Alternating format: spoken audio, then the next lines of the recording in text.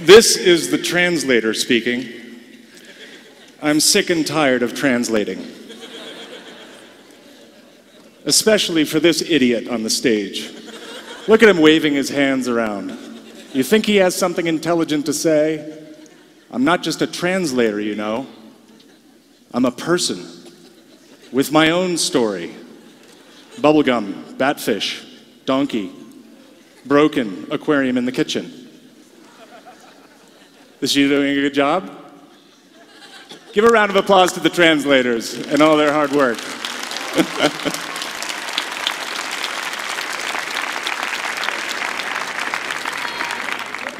So this is a network.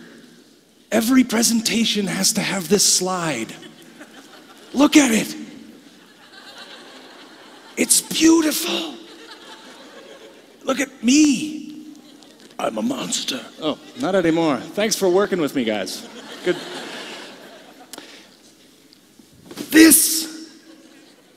It's hard sometimes to remember that all those dots are people and that networks are about connecting to people. I'm going to tell you a story about my experience with the network, and it started here, right?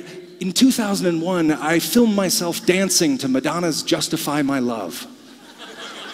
And I put it on the web as an invitation to my birthday party. And on a Thursday, I sent it to 17 people. The next Monday, over 1 million people had seen the site, right?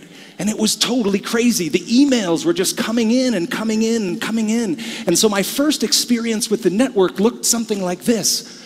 These were all the subject headings of the emails that I got. They were all the same. And the emails themselves contained 1 or 2 or 3 distinct patterns. You're crazy. How much free time do you have? Or I want to meet you, which scared the crap out of me. But so this was my experience with the network, and I stopped everything that I was doing to try to figure out what this was, what this connection was, and what it meant to connect to all these people. And in the beginning, I had no idea how to do that, but I looked at the emails and I said, well, I can start here. So somebody wrote me an email and they said, hey, Zay, can you make me a talking frog?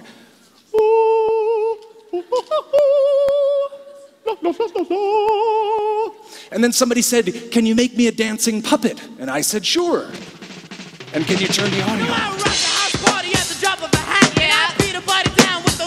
And it went on like this. Somebody said, can you make me a game? So I made a game called Atheist. It's fully customizable. You can say things, you can jump up and down.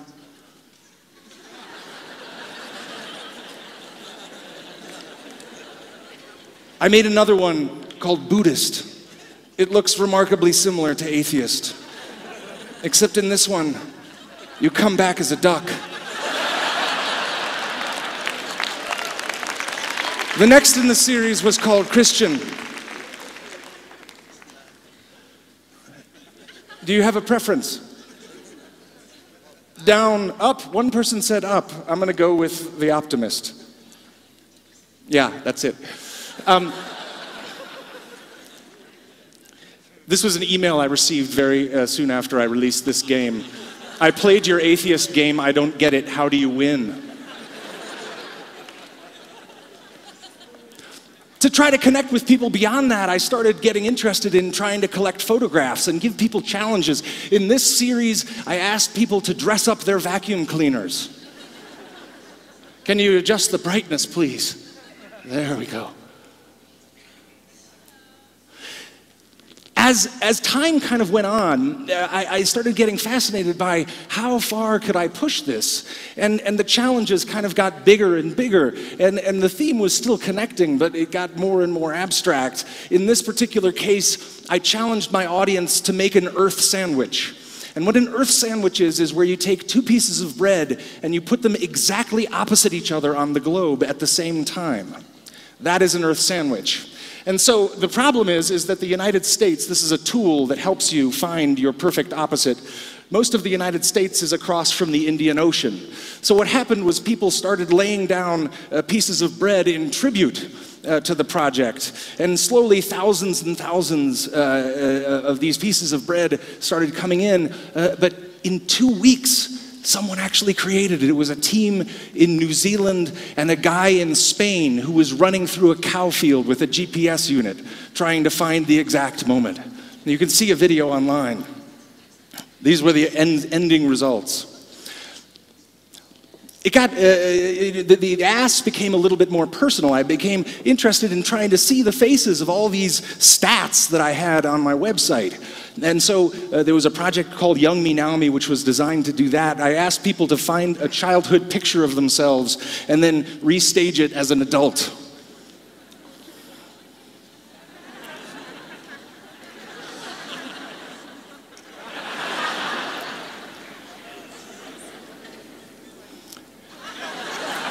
Yes. The top one is James, the bottom is Julia, the same person. This one was made for Mother's Day, and I think it's the scariest of all of them. There's also one I couldn't find, but there's this incredible picture of this 30-year-old woman with a little baby on her lap, and it's so adorable. And then the next picture is a 225-pound man with a tiny old lady peeking out over his shoulder. But this project completely changed my attitude towards this idea of connecting in virtual spaces. This is a project called Ray, and what happened was I was sent a piece of audio, and I couldn't track down the source of the audio at all, but I'm going to play you the piece of audio that I was sent. Hi, my name is Ray, and on yesterday my daughter called me because she was stressed out because of things that were going on her job that she felt were quite unfair. Being quite disturbed, she called for comfort, and I didn't really know what to tell her because we have to deal with so much mess in our society. So I was led to write this song just for her, to just give her some encouragement while dealing with stress and pressures on her job. And I figured I'd put it on the internet for all employees under stress to help you better deal with what you're going through on your job. Here's how the song goes. I'm about to whip somebody's ass. Oh, I'm about to whip somebody's ass. Oh, if you don't leave me alone, you're gonna have to send me home, 'cause I'm about to whip somebody's ass. Now, you might not be able to sing that out loud, but you can hum it to yourself, and you know what the words are, and let it give you some strength to get through the next few moments on your job. All right? Stay strong. Peace. I have to say that this was an incredible piece of audio, right? The thing about it that struck me was that this is like exactly the kind of use of media that I was after, right? There was a father who recognizes a problem at a distance, his daughter's in distress, and he uses media to try to create some kind of a connection. And then he realizes that there's a way that that particular scenario meshes with all of the rest of society, and he puts it online for everyone to enjoy. So I was like, oh wow, we have to thank this guy. And so I asked my audience, I said, he's got an amazing voice. Let's make remixes. I mean, he was actually singing perfectly in the key of B flat, right? And so my audience made hundreds and hundreds of remixes for him using his audio. And one in particular stood out, and it was by a guy named Goose. And I'll play it for you. I'm about to whip somebody's ass. Oh, I'm about to whip somebody's ass. Oh, if you don't leave me alone, you're gonna have to send me home, 'cause I'm about to whip somebody's ass.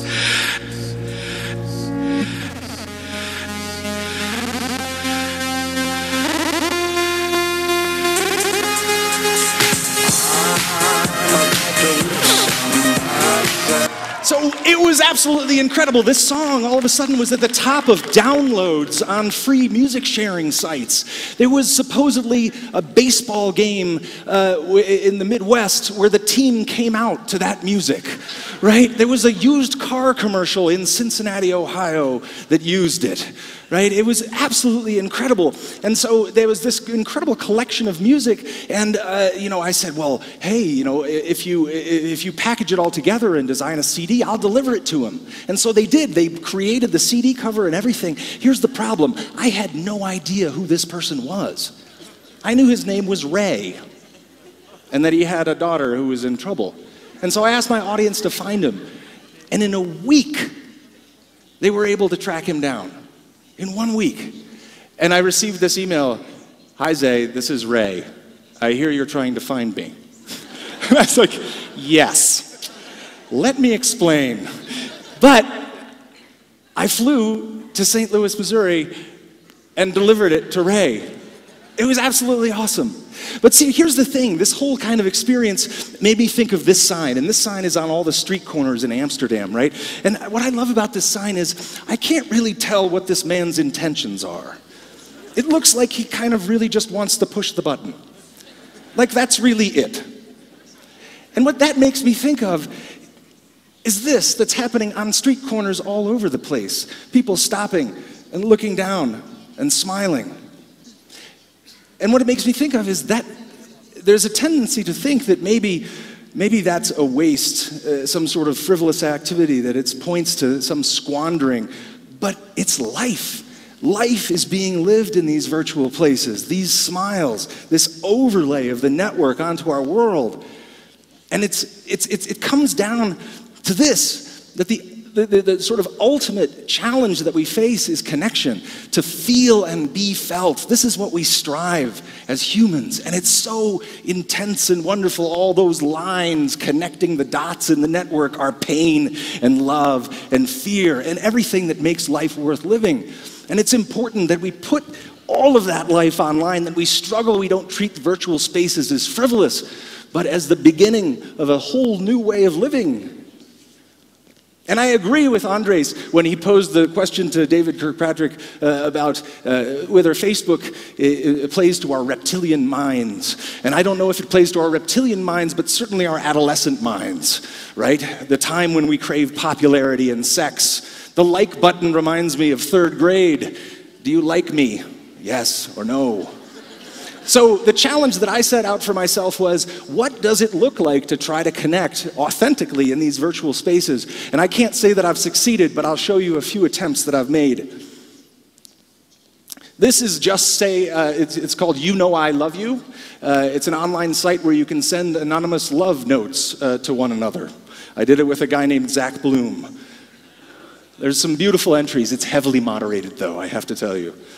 This is a project called A Childhood Walk, where I asked people to go onto Google Street View and take a walk through a neighborhood that they used to walk through all the time as a child. And I tell you, each one of them stopped at some place inside of this Google virtual environment, and they just remembered something, and it just crystallized for a moment. And I asked me to send a screenshot of that place in Google and the accompanying text. And I'll read you one. They used some morbidly artistic footage. A close-up of Chad's shoes in the middle of the highway. I guess the shoes came off when he was hit.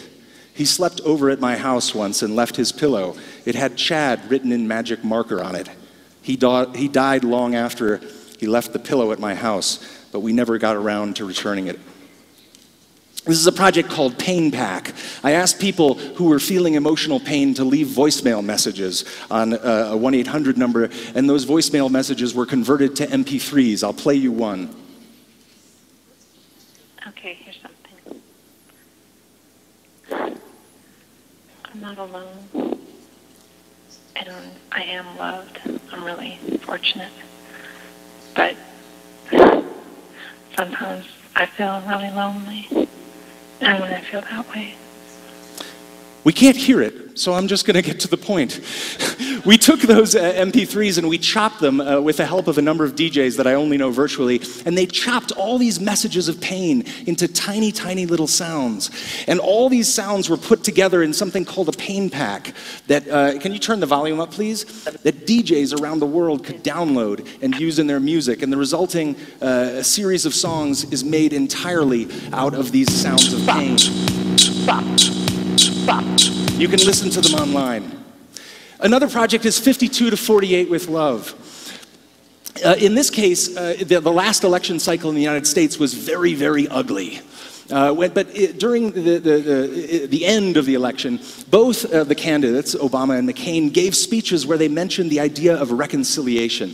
And I wondered, as someone who really did feel like there was a need for reconciliation, what we could do. And so I asked people to send in messages of reconciliation. I thought that would be the easiest shortcut.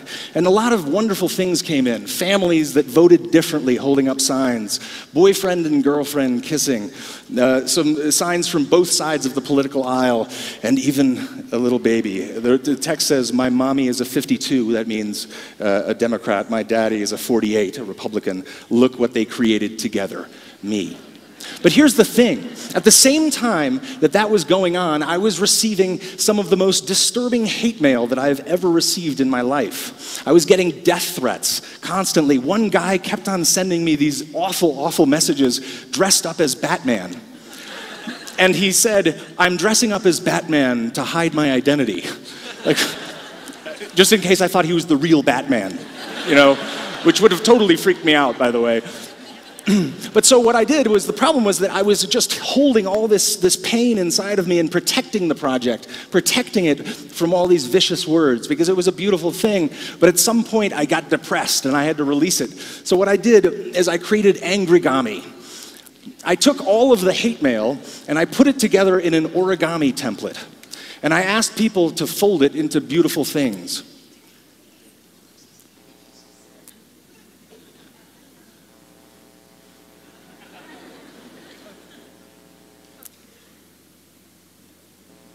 But this is the kicker. The day that this man's uncle died, he decided to take my hate mail and commemorate his uncle's death by creating a rose out of Angrigami. It was a wonderful moment for me. The last little sequence is about a particular series of songs that I create called Songs You Already Know. So what happened was I received this note, and somebody said, my daughter gets scared at night. She thinks there's something hiding in her closet. Can you help? And so I said, okay, well, I'm going to make a song that she can sing to herself to get through it. And this was the result. I'll play a little bit.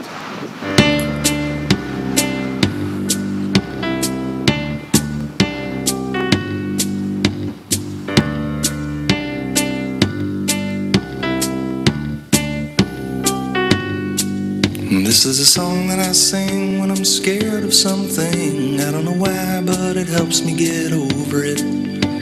The words of this song just move me along, and somehow I get over it. In any case, the father wrote back, and you can listen to the whole song. I'm a little short on time, so I'm skipping through. But he wrote back that his daughter was singing this to herself at night as he walked past her bedroom. And it was quite wonderful. And then I got this note a little bit later from a woman who had seen this project. And she said, listen, I'm having anxiety. I'm having terrible anxiety. I know you write songs for people with different kinds of emotions. What can you do for me? And so I asked her to write a list she wanted an audio hug, is what she said. So I asked her to write a list of what it felt like to have this anxiety. And she wrote all kinds of different things. And so I said, okay, I'll think about it. And what I did very silently in the background is I created a little track. Hey, you're okay. You'll be fine. So I took this little track and I asked different members of my audience whether they could record themselves with headphones singing along to this track so I could just get their voices. And these are the kinds of things that I got back. Hey, you're okay. You'll be fine. Most of them weren't that good. But all of a sudden, after a little time, I had tens, 20, 30, 40, 50 of these voices from all over the world speaking to this one person who had anxiety in their life. And she sent me a note. She said, "Hey, I think you forgot about me." And 2 days later, I sent her this. Right now it feels like I forgot to turn the light on. And things that looked so good yesterday are now shades of gray. And it seems like the world is spinning while I'm standing still. Or maybe I am spinning, I can't tell. And then you say,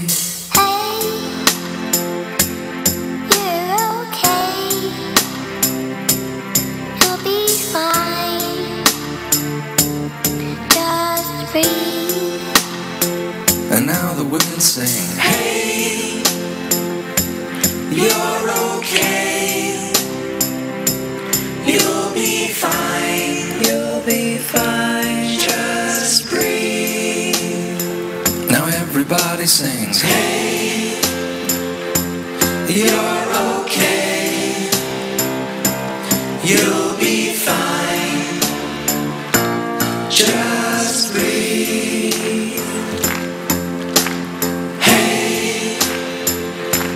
You're okay, you'll be fine, just breathe. Hey, you're okay, you'll be fine, just breathe. Thank you very much. Gracias.